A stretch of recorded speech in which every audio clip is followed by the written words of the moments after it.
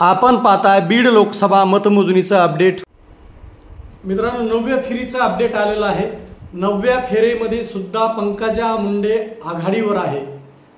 9व्या फेरीमध्ये पंकजा मुंडे यांना 9व्या फेरीपर्यंत 2,18,700 मतदान पडलेलं आहे, तर बजरंग सोनवणे यांना 2,08,456 मतदान पडलेलं आहे।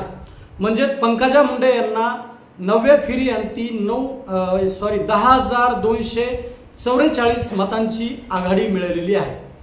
प्रत्येक गेल्या 3 मध्ये आपण पाहिलेलं आहे।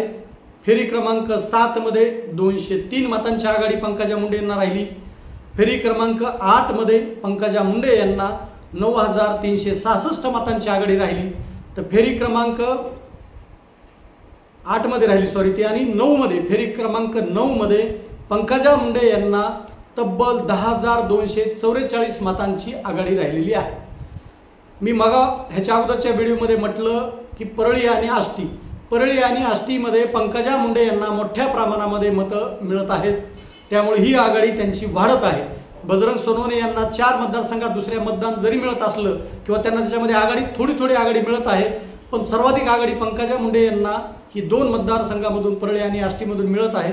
त्यामुळे बजरंग सोनवणे यांची आघाडी कमी झाली ह्या तीन फेरीमध्ये, आणि पंकजा मुंडे यांची आघाडी वाढलेली आहे।